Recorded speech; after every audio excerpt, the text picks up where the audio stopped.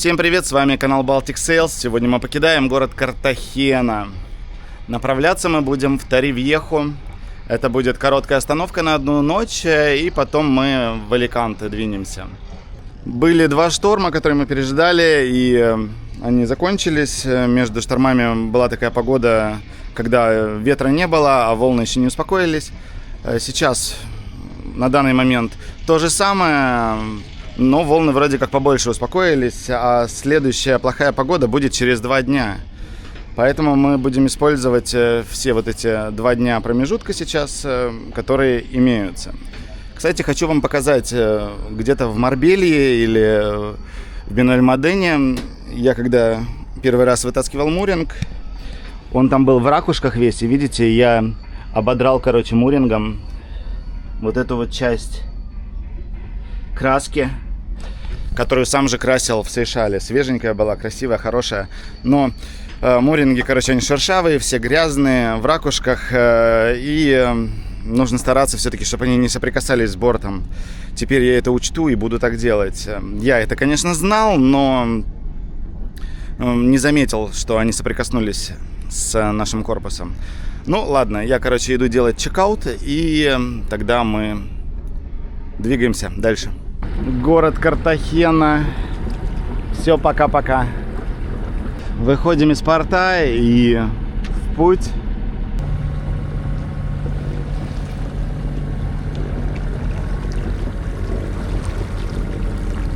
Как я уже говорил, прошло 2 шторма, и между ними было такое вот окно, когда ветра вообще не было, но море не успокаивалось, волны были. Сейчас второй шторм вот прошел уже, и такая же ситуация. Но по прогнозу было написано, что волны подуспокоились. Сейчас мы выйдем в море и увидим это. Показывает полметра волна будет, достаточно с хорошим периодом, 4 секунды. Но, как я-то уже не очень верю прогнозу в винде в данной акватории, не знаю пока, почему он не совпадает, потому что у нас было, мы выходили, когда 30 сантиметров волны по прогнозу, а реально метровые волны были.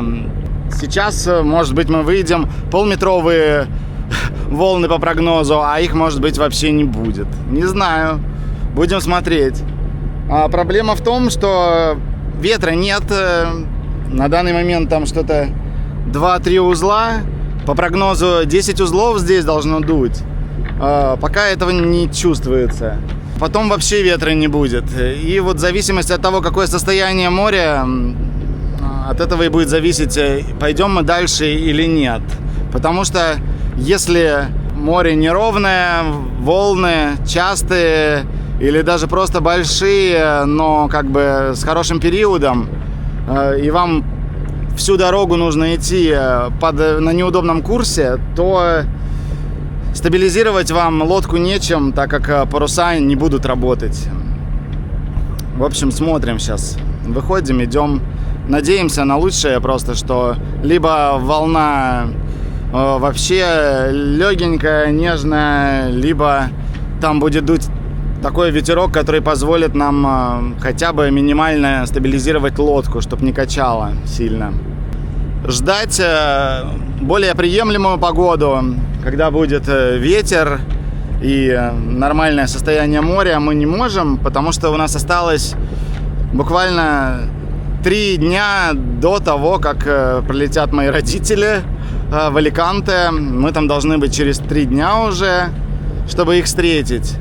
Там у нас план остановиться на целый месяц. Мы там будем праздновать Рождество, Новый год. В общем, наслаждаться. У нас сейчас есть 2 дня окна, таких непонятных, но ладно. И мы ими должны воспользоваться. Сегодня у нас 7-часовой переход до Торревьехи, но 6-7 часов получится где-то. И завтра в Аликанте где-то 4-4,5 часа пути. Здесь, в Картахена, находится военно-морская база. И мы, когда заходили сюда, были учения, мы видели подводную лодку, которая заходила в порт. И какой-то крейсер стрелял прям по воде. К счастью, не в нашу сторону. Но я думаю, они стреляли холостыми.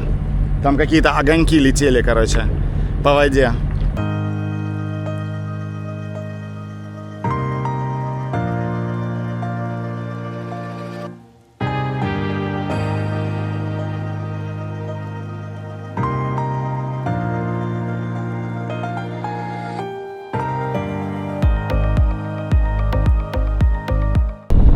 В общем, мы поменяли курс, мы в Торревьеху не идем, сейчас в ближайший город будем заходить. Как вы видите, как раз он виден. Я не знаю, не изучал это место, поэтому не знаю, как называется. Там есть якорная стоянка и есть марина. Чтобы в марину зайти, нужно запрашивать открытие моста. Но сейчас посмотрим, мы туда просто зайдем, встанем в спокойное место и будем думать, что мы будем делать. Так как состояние Вероники оставляет желать лучшего, вот, надо, короче, остановиться и дальше решать. Потому что нам еще тянуть до Торревьехи было бы часа 3. Ну вот, море, конечно, волна все-таки выше, чем указано в прогнозе. Но она не злая, она такая длинная, но все равно болтает. Мы идем с гротом, но, в общем, Веронике плохо.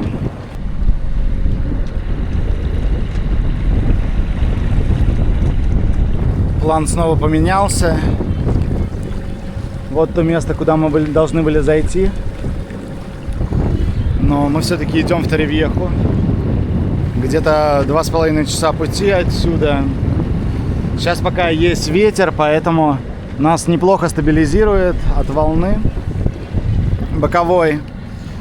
Но вот остается только надеяться, чтобы ветер был до конца, а не пропал там к самому концу или с середины пути. Ну ладно, в марину Торревьеха уже, получается, будем заходить в темное время суток, потому что мы как бы виляли туда-сюда, останавливаемся, не останавливаемся, ничего не понятно. Да еще и вышли мы сегодня тоже поздно. Темное время суток, так темное время суток, окей. Подходим мы к Торревьехе. Остался где-то час. Вот солнце зашло, сейчас темнеет. Камера немножко больше освещает, чем на самом деле. Волны здесь такие растянулись, нежные. Ветер заканчивается. Так что уже стабилизации, можно сказать, нет. Но и волны стали меньше. Там по пути были где-то полметра, метр высотой. В бок, в принципе, нормально было, где ветер есть. Период, ну, не критичный, где-то 4 секунды. Не 7, конечно, но 4 секунды это тоже не 2 или 3. Все-таки довольно-таки нежные волны. Погода сегодня нежная, но непонятная, конечно.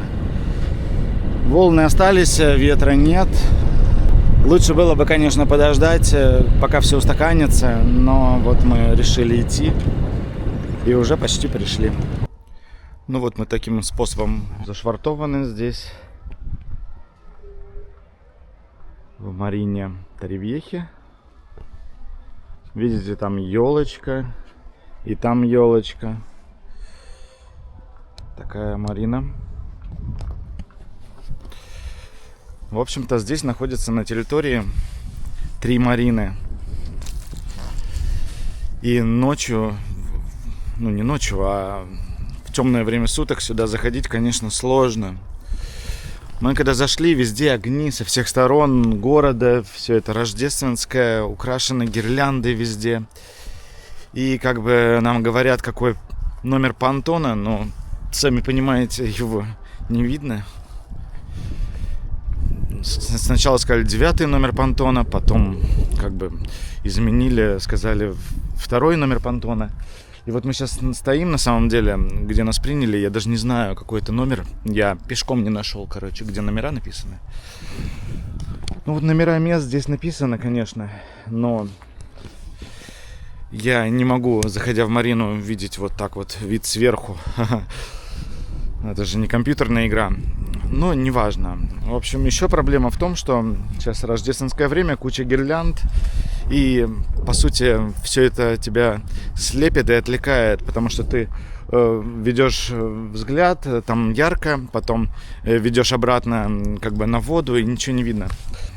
И еще прикол в том, что нам приехал помогать маринер, который должен был показать нам, какое место наглядно. Он был на черном велосипеде, приехал в черных штанах, в черном свитере и в черной жилетке и в черной шапке. Хорошо, он может быть одет как угодно, но он, например, когда нас в Швеции ночью встречали, маринер махал нам фонариком, чтобы его было заметно, и вы понимали, куда вам идти нужно приблизительно.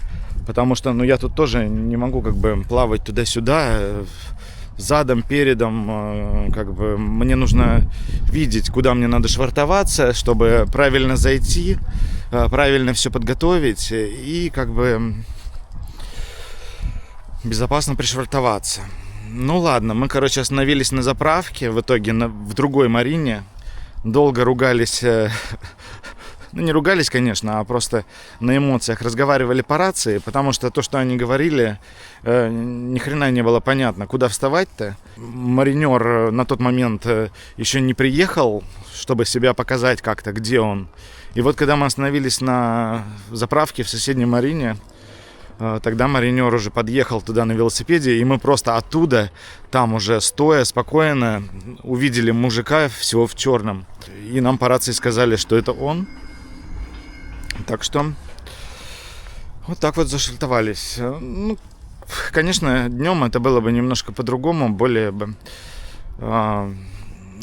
адекватно, спокойно, потому что можно было бы нормально присмотреться. А когда вы заходите в незнакомую марину в темное время суток, во-первых, вы не знаете расстояния там, где какие. В темноте вы не можете точно понять, сможете ли вы там развернуться или нет, например. И так вот заедете куда-нибудь, и потом попробуй еще выйди, потому что ничего не видно.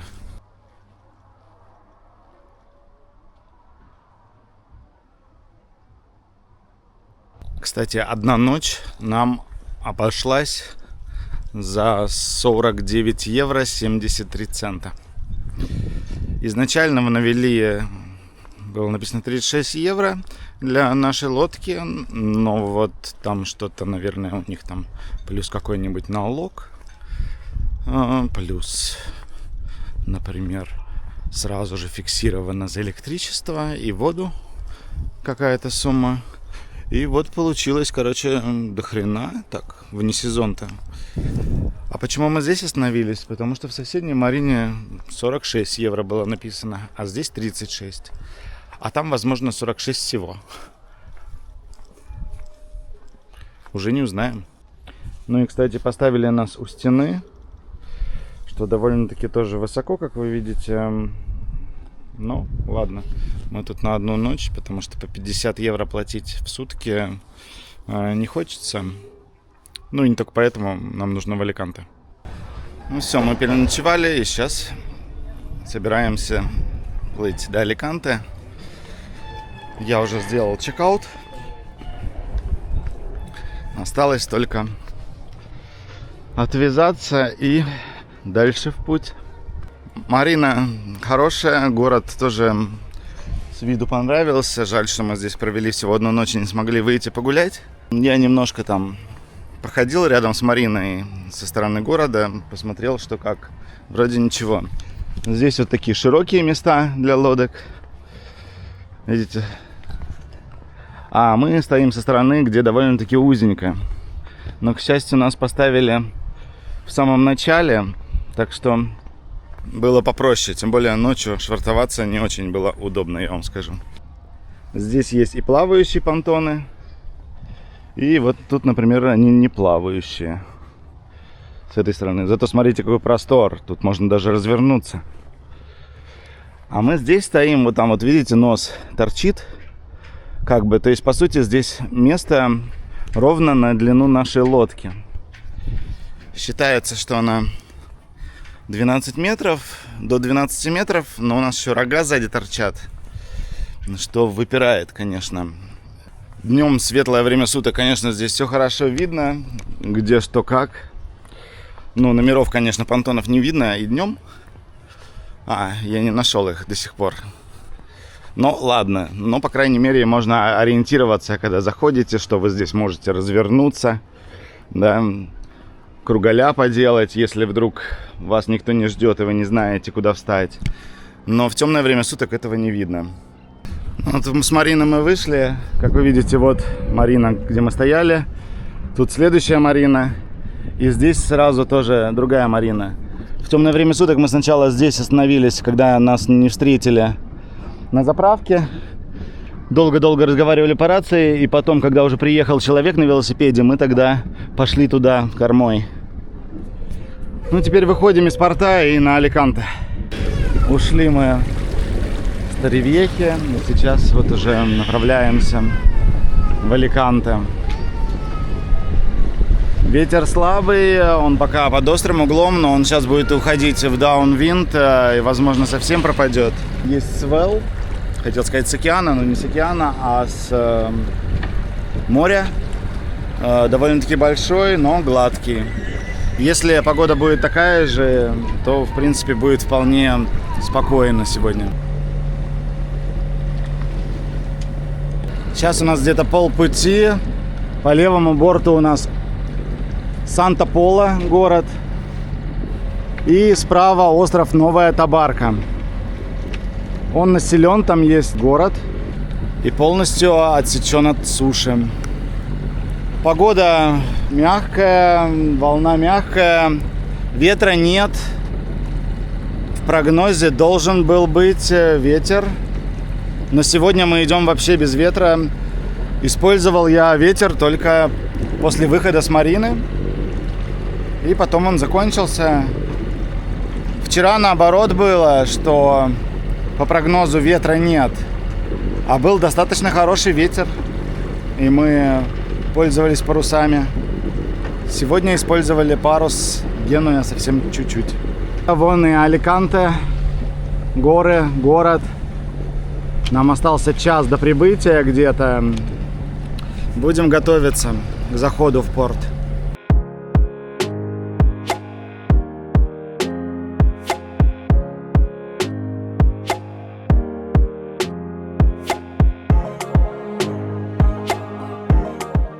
Собственно говоря, мы в Аликанте теперь. Зашвартованы. Понтон, конечно, коротковат. Но будем тут думать, что и как обживаться. Смотрите, какая красивая гора. В принципе, два перехода эти были, ну, такие лайтовые. Все хорошо, там, ну, волны что-то качает, там, свел. Это все в порядке. Вот. Ну, конечно, с детьми много проблем было. У Вели сейчас скачок роста, он все время кричит. Вероника там никакая, потому что устает от детей. В общем, такая ситуация. Тяжело это все с двумя детьми. И как бы сложность-то не в самом переходе, а сложность именно в бытие, в переходах самих, что с детьми делать, когда они себя плохо чувствуют, или у них там зубы растут, или еще что-то. Ну, сейчас здесь будем стоять месяц, так что отдохнем и подумаем обо всем. Сегодня я вот собрался забрать наш тендер карбоновый в соседней Марине. Там 3 морские мили, довольно-таки далеко. Нужно выходить в море, обходить все и заходить в другую Марину. Вот, я решил поехать сегодня на старом динге. И столкнулся с проблемой. Вот эти вот шланги, которые были раньше, они все ломаются, трескаются, видите? Это с Амазона был заказан. И буквально за год, смотрите, все, от него ничего не осталось. Он крошится весь. Вместо, этого шланга я использовал газовый. Больше других у меня не было. Это шланг от газа. временно пойдет, чтобы съездить туда. Я надеюсь, что как бы с ним все в порядке будет. Все, я тогда поехал за новым Динге.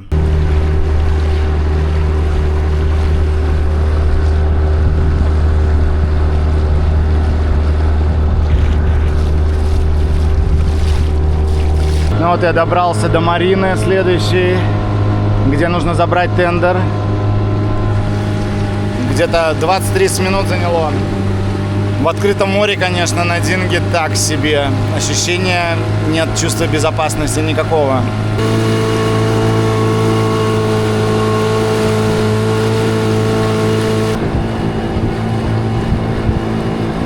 Ну что ж, на этот раз мои родители приехали в Аликанте, в Испанию. Это уже Средиземное море. Я сейчас иду их встречать, потому что у нас на сегодня туристическая программа. Вот, мне нужно обойти Марину. Так вот. И квартира у них там. На этот раз они долетели самостоятельно полностью. И это уже вот сегодня не первый день здесь. Они прилетели, и у нас похолодало. Они вроде как довольны, то что не будет сильного перепада температуры, но как бы солнце, конечно, хотелось бы, чтобы что-то грело.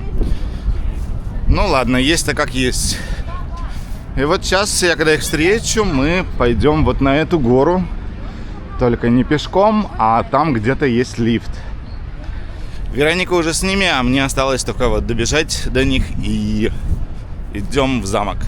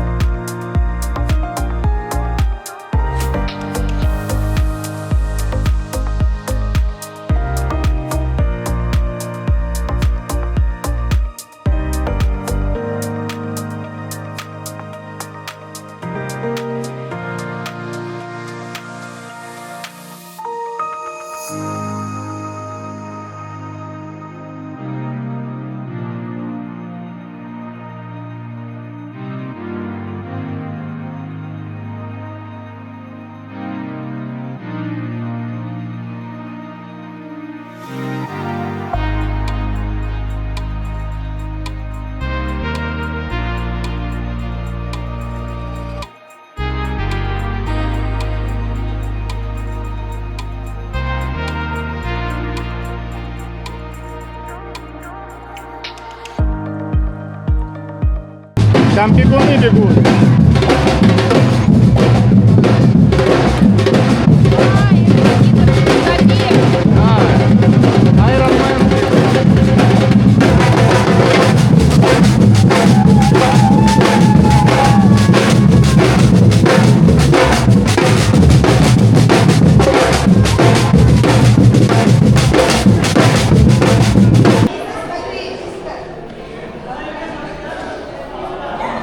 Куда бы вы ни пошли, взгляд будет всегда на вас.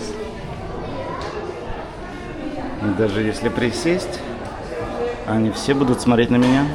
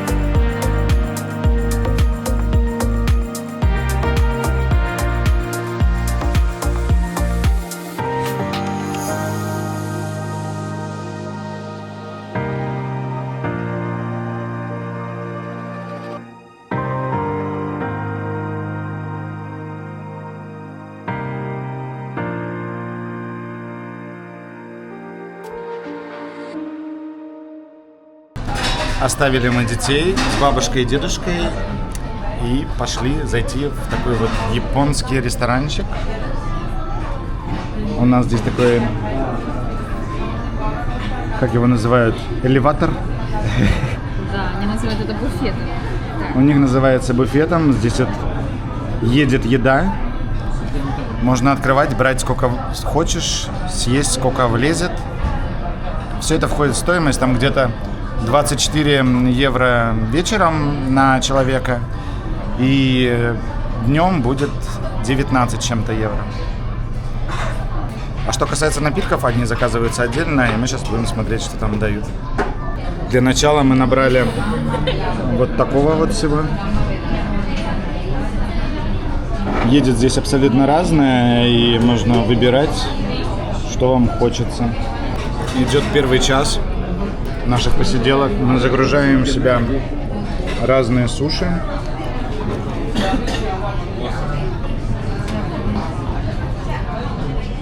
Надеюсь, нас хватит надолго. Ну, я голодный, как черт сюда пришел. Короче, мы не так уж и долго тут посидели. Вероника уже сдалась. Все. Позор. Я очень люблю покушать. Я думала, вот эта концепция не для таких, как я, клиентов, потому что, сидишь, ешь. Но нет, я сдалась, все, я вот уже на апельсинчике здесь, вот у меня тут апельсинчик. Тут какой-то десертик и все. У нас приготовления к Новому году идут полным ходом. Здесь Вероника у нас готовит фишечку стола, салат в оригинальном исполнении. Французское оливье, так как завещал Люсьен Оливье в 1960-м, если я не ошибаюсь, для ресторана «Эрмитаж». Там перепелки, огурцы, язык. И должны быть раки. Вот, покажи, что будет. Должны быть раки, но будут вот лобстеры такие. Потом у нас мама здесь готовит селедку под шубой. Да, мы нашли селедку в Испании. И много еще всего. Вот у нас тут тунец. Это икра тунца, вяленая долгое-долгое время. Фишечка деликатес. стола — это лобстер. Да, и потом еще будет, мы стол потом снимем еще, что на данный момент приготовления такие. Лобстер. Новогодние приготовления продолжаются. Вероника раскладывает хамон. Это 100% иберийский хамон. Видите, здесь желуди нарисованы. Свиньи выгуливаются, в общем, там на лужайке, в свободной природе. Там, где дубы и желуди. Их кормят только желудями, больше они ничего не едят. И поэтому этот хамон самый дорогой, самый вкусный. В духовке у нас на подходе, здесь видите, лобстеры. Каждому по большой половинке лобстера будет. Потом у нас еще будет жареные стейки тунца, картошечка, всякие закусочки, вино шампанское. И на столе остальные салаты стоят. Увидим их позже. Стол у нас будет здесь. Мы сейчас в квартире как раз, где родители живут временно в Испании. Здесь бутерброды с икоркой. Селедка под шубой. Селедку мы нашли прямо в Аликанте. Там есть русский или украинский магазинчик, где есть и селедка, и все. Вот даже шпроты там тоже нашли и купили. Оливки местные. Потом у нас колбаска, салями. И вот это у нас икра тунца. Вяленая долго-долго. Деликатес, короче, вкусно. А это у нас салат оливье. В первоначальном виде, как его придумал Люсьен Оливье. Вероника его делала, разбиралась. Я только что узнал, что это Люсьен. Ну ладно. Потом у нас шампанское на самый-самый Новый год. 21 года, резерва, тра-та-та-та-та. Сказали, шампанское очень хорошее. И винишко Шаблис. Такой вид из окна. Там гуляют туристы. Все готовятся к Новому году, и мы тоже. Посмотрите прямо, какая улица здесь. Aastat vahetuvad kiiresti.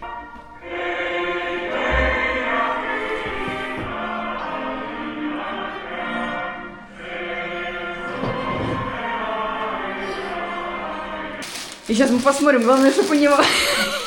Сейчас он будет это удивленное лицо делать. Мы договаривались. Чехол. Да. Чтобы можно было Будем прийти. проверять. А это чехольчик куда использовать можно? А теперь, пока мы идем обратно на лодку, мы пройдемся, посмотрим, как же местные жители, ну и туристы тоже празднуют Новый год здесь, в Аликанте. Посмотрите, сколько там народу. И мы идем туда.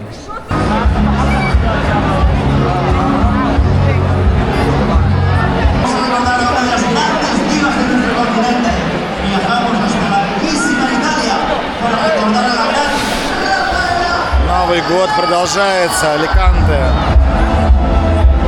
Будем подарочки теперь детям распаковывать. Это велички. Веле. Это Вите. Это Вите. Это Веле. Так, кто первый? Давай, давай, давай, молодец, молодец.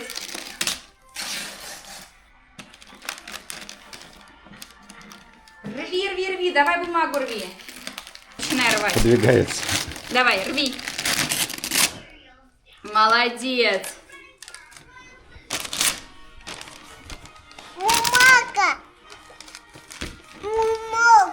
Да, давай, рви, рви, рви, рви, рви. Молодец, молодец, молодец. Смотри, какая штука, такая машинка. И тут столько всего интересного. Давай быстренько откроем эту игрушку. Откроем. Биби. Шапочка. Шапочка. Так, это у нас шапочка. Давай, доставай. Зайка! Мягкий зайка, чтобы спать, обниматься. Смотри, какой он мягкий. И у тебя тоже такой же набор, как у Витюни. Кинетический песок. Да. Это будет общее. Не ожидала, что Витя такое сойдет. Не общее, а Веля будет делиться. Веля будет делиться. Веля пока что щедро делится. Только подарили, а уже общее сразу. Да. Я только что стерла пожелание, предсказание на следующий год Велимиру. И здесь написано: готовьтесь к радостным переменам. Ну точно, Кат. Своя-то комната, а? Разве не радостные перемены? Нет, смотри, поставь ее. На, можешь нажимать вот на эти кнопочки по очереди. Смотри. Да, нажимай.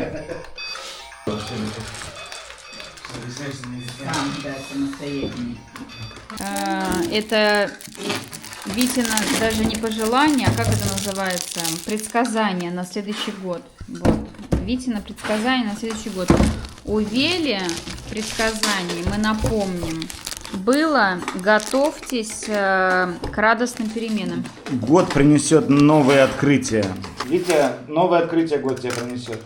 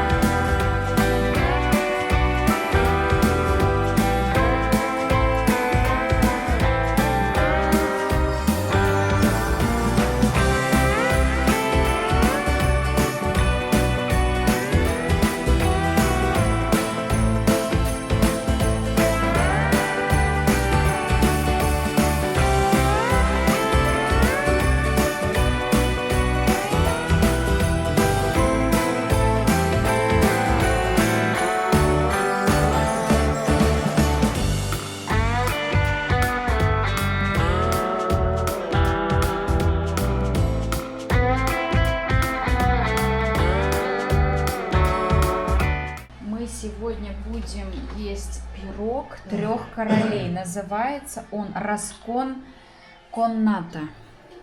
Здесь внутри этого пирога скрыто 2 вещи. Фигурка короля. И тот, кто получит эту фигурку короля, в чьем куске окажется фигурка короля, тот получит такую корону. И тот, получается, король этого вечера. И вторая фигурка – это Боб. Ну, как вот бобы, да? Боб один.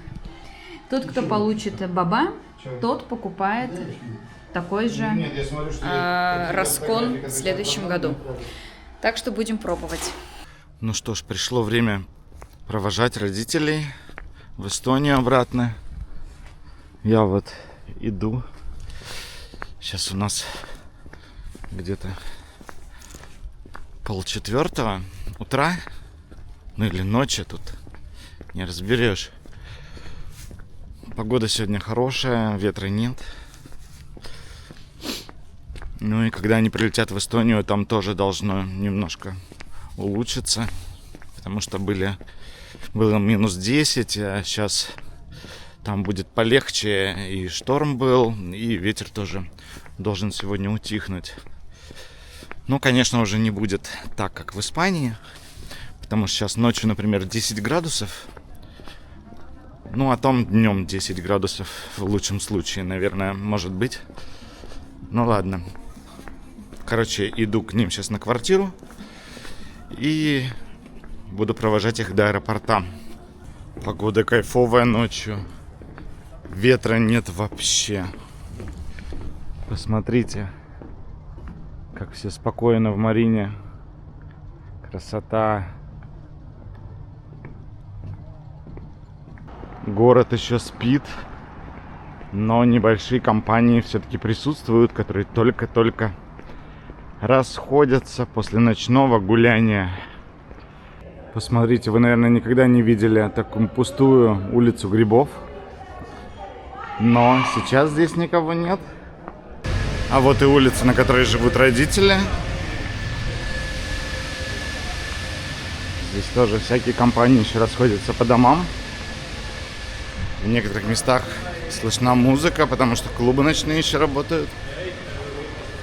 А мы сейчас поедем в аэропорт. А вот и дверь дома.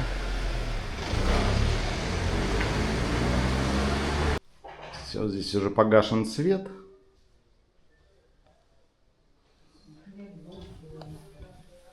Пора домой.